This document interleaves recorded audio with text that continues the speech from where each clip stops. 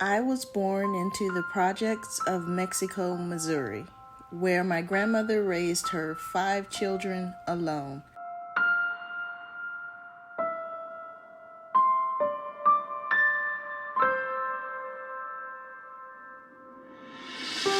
My grandmother married young, and it ended almost as quick as it started. We always knew of my grandfather, but he certainly had little to no involvement in our lives. My mother told me stories of how he would show up about every 5 years or so with a new bike, or usually something much smaller, to acknowledge he was their father, but she never got to know him. I always wondered if he could even recall my name without some prompting from someone else. For sure, if he had passed me on the street, he would have walked right by, not recognizing me, even though my round face was inherited from his family. My grandfather's absence, I am sure, had a significant impact on my mother's determination to make her own marriage with my father last. My parents were not married when I was born. My mother, who already had 1 child, lived with my grandmother. I was born into a very much so matriarchal family. My memories of that time are filled with the smiling faces and caring hands of my mother, grandmother, and Aunt Deborah. There were also my mom's brothers who were entertaining and always kept a watchful eye. The family was close, and I had no idea I lacked anything. We lived in a 3-bedroom project home. I still remember the layout and often go back there in my dreams. It was the foundation of me, where life started, where I began to dream. The home had a living room and kitchen and an upstairs with 3 small bedrooms. I remember the downstairs floor being cold. There was no carpet. I don't even think there was linoleum. 2 small flights of stairs led upstairs to the 3 bedrooms. There were several of us. I can't remember where we all slept. The outside of the housing development was all brick. I still remember pushing myself off the brick walls multiple times as I taught myself to ride a bike. The grass in the front yard was sparse. I didn't realize that was unusual though. My whole world was that neighborhood. I knew nothing else. I was loved and cared for. I had no idea I was born into generations of poverty and to what extent that would impact my life. My grandmother worked as a housekeeper at a motel. She would often come home tired and with her back aching. To me, my grandmother was greater than royalty.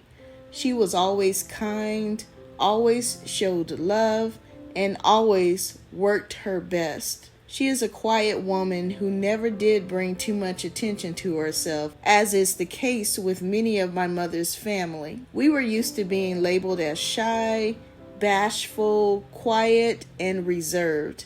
However, there was also a determination and fire there that could and did come out at any given time when pressed. My grandmother did not complete high school.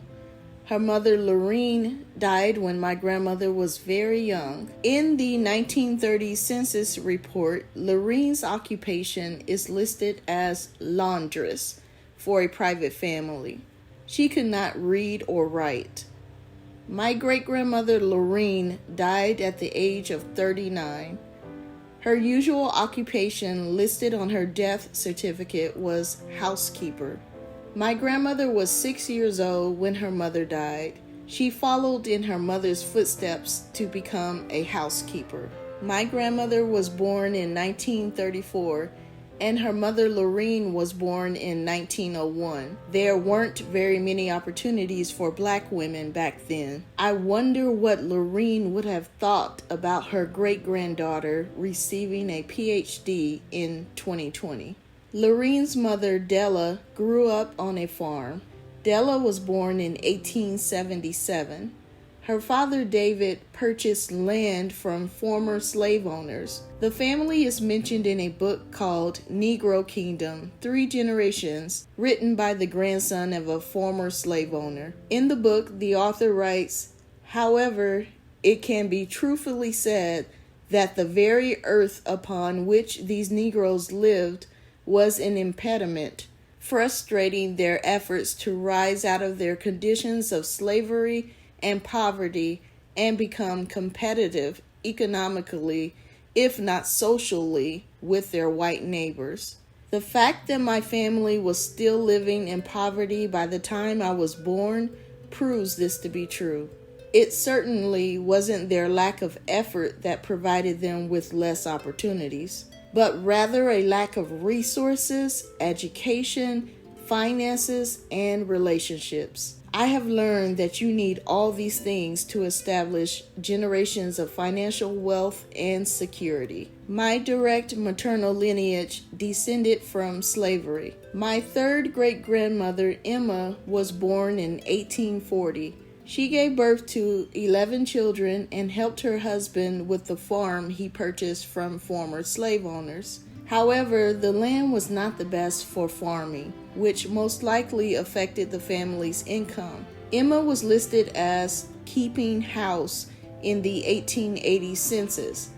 She is also listed as not being able to write. This is not uncommon for enslaved people, as it was illegal in many states to teach an enslaved person how to read or write. Emma's daughter, Della, my second great-grandmother, most likely helped her parents with the farm. She was 22 in the 1900 census and was still living with her parents on the farm. Della's daughter, Lorene, was my great-grandmother.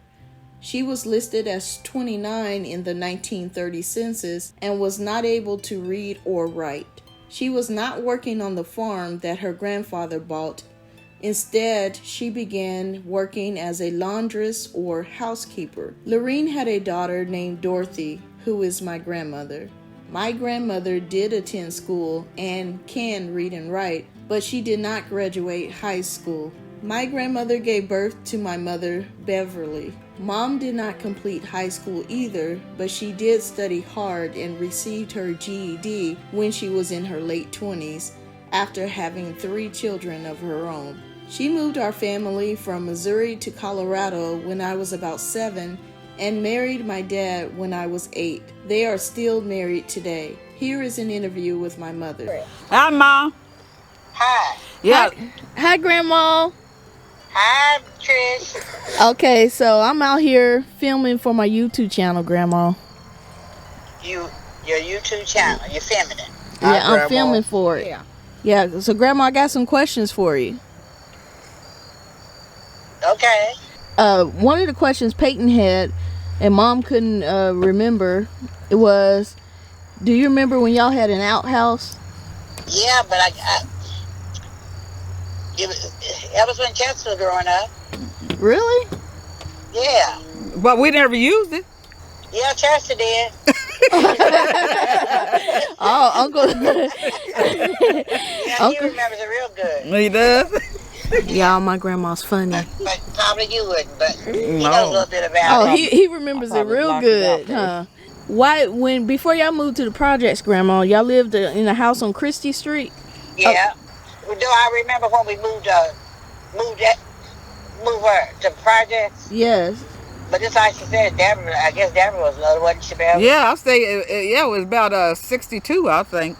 Yeah. That was good. I told we moved, we were one of the first families in there, and it was brand new, built from the ground.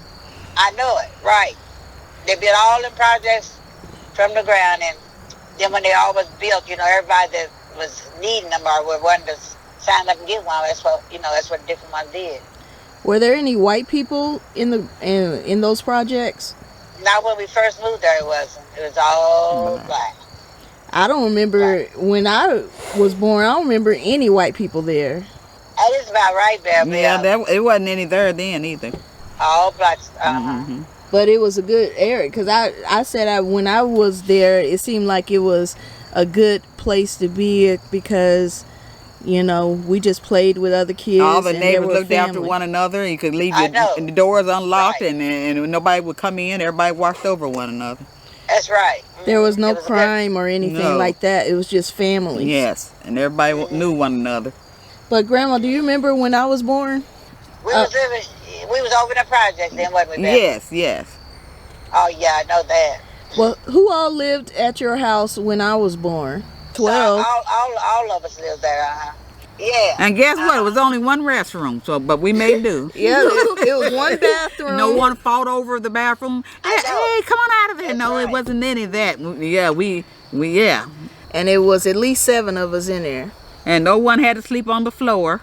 No. Right. Mm-hmm. I just remember the whole family just being really close. Yeah. Yeah, Yeah. real close, and all of us started in the same track. I see. Yeah. My first one was when I was around 18, and the same with Beverly and Deborah Yeah. and Trish. Yeah. Oh, But Yeah. you know, none of us could look into the future, but God looked after us and we did okay. Yeah, we I did. know. Yes. I think Grandma, I think all your grandkids and your kids turned out okay. What do you think? I think so too. Really fine. Yeah, and you But, raised But what helped me get where I'm at? I had Brothers. all those older brothers that they were just like Oh, yeah. just like a second father to me. Anything They for looked Dorothy. after me real good. so my grandma Yeah. had her older brothers helping Yes. her and helping with her kids. Mhm. That was nice back in the day. That's what you did. You looked after one another. In this video, Grandma, I was talking about how all of y'all helped it me over to here. become who I am, because I would have never gotten my PhD if it wasn't for the upbringing I had. And it started in Mexico, Missouri, in the projects when my mama Yeah. lived with her mama, and we all were just one big happy family. And we still Yeah, are. right. If you stay connected, you know, you may drift a little bit here and there, but you always come back home because it's nothing like family. Well, Grandma, I just want to tell you, that I really appreciate you being the best grandma ever. Oh, that sounds good. And just being a very important part of my upbringing. Yeah, I know, and you had a good mom and all that. Yeah, I know. So, and that's how it Yeah, turned out yeah. well. I said it took you a lot of years, and then you got your diploma, and that's really good. Thank you, Grandma. You know, I believe my path was just to lead my children and direct them in the right path. And the things I didn't get to do, I'm proud of my daughter. That's all that she's accomplishing. It's what I wanted to be. But sometimes God put the parents and push them to push the child so they can get where they need to be. Daughter, I only have one daughter. I'm very proud of her. She accomplished everything that I had set for it in my path. But sometimes I didn't. She had to be very driven and to be able to accomplish this. But I was always there for her, no matter whatever I didn't have the money, but I had everything else to help her along the way. You sure so did, I'm Mom. just so proud of her. Yeah. I'm proud of my background and the women and the men who came before me, who helped ensure my path was easier. I will never be ashamed to say I came from enslaved people, housekeepers, and determined women who dared to want more out of life. Even if the opportunities during their time didn't afford them the chance to accomplish their dreams, the fabric of those dreams, resilience, and perseverance run through my veins. It's in my DNA, and I could not be the person I am today without the women and men before me leading the way. In the rest of this video, you will watch me prepare for my PhD graduation and see me walk across the stage as Dr. Trish Varner. I hope you enjoy the video. Guys, today is the day I walk across that stage as a PhD graduate. I actually graduated last May, but due to COVID, they weren't having any in-person graduations, so they opened up the graduation even for past graduates for this year, and I'm just happy to be able to cross that stage because You know what? It took a lot of effort and time and energy, and I'm just thankful. And I really feel like I'm not just doing it for me, but all of the women who came before me who didn't have this opportunity. I'm just really thankful. So hopefully I'll represent them well this evening also. So my family is waiting downstairs for me. My daughter Ye is still in the room getting dressed, y'all. And I just really hope I just set a great example for my daughters, because I want them to know that anything is possible. And I expect them to do greater than I did. Congratulations. Thank you. Who would have thought that a little girl from the projects would have made it this far? Who would have thought that a little girl, or even a teenage girl that so many people wrote off? Who would have thought that a teenage girl with 2 children would have made it this far? So many people wrote me off, but look at God. Mommy, we want to go to the graduation. Ready to go to the graduation. There's the graduate getting ready.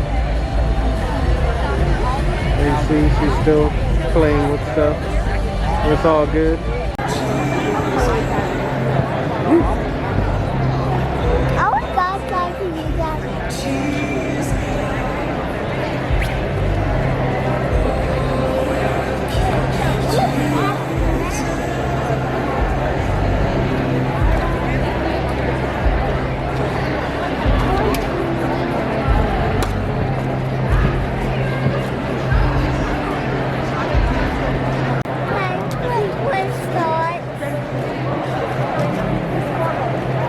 This takes forever.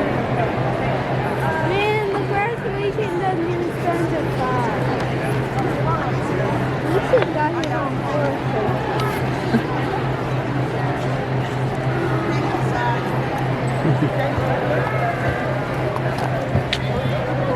That's a job.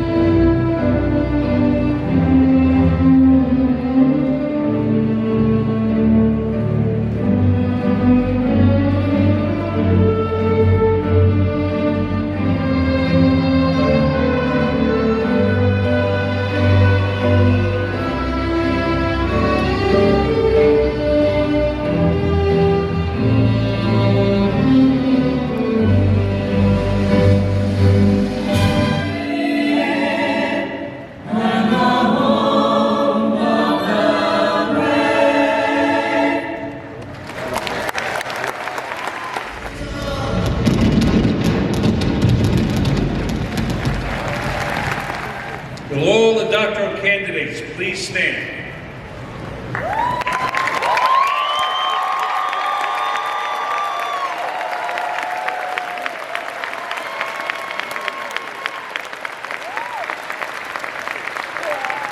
You have completed the full academic journey, which required dedication, persistence, hard work, the support of your family, faculty, and colleagues. This is an achievement you share with only 2% of the United States population. You have proven yourselves to be critical thinkers, independent scholars, and leaders in your field. We know you will take these skills, knowledge, and contribute to the profession, your community, and most importantly, to the next generation. Share your wisdom, discipline, and passion for scholarship to make a difference. Therefore, upon the recommendation of our faculty and with the approval of the Board of Trustees, it is my distinct privilege to present you as worthy candidates for the conferring of the degrees. Let us recognize their tremendous accomplishment earning a doctorate. Please join me in a round of applause, and you may be seated.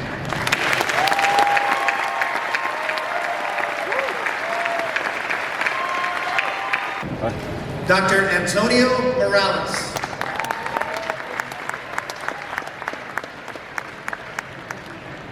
Dr. Robert Codagno.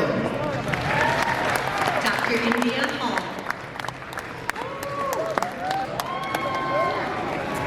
Dr. Wanda Julian.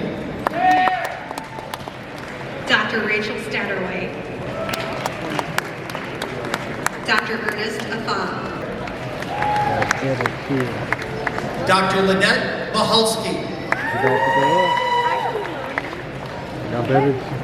Dr. Diane Fox. Dr. Trish Varner. Dr. Jeannie Larber. Dr. Jennifer Ruth Sankey. Dr. Mary Catherine Best. Dr. Janet Gilbert.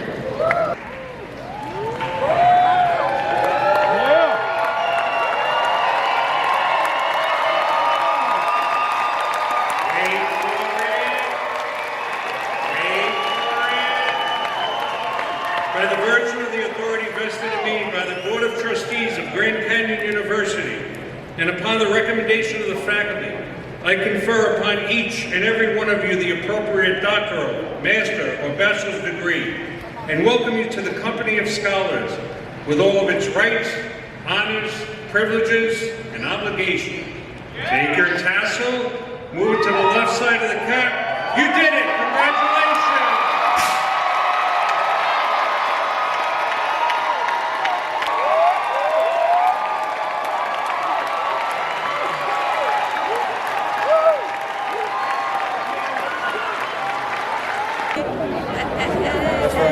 That's right.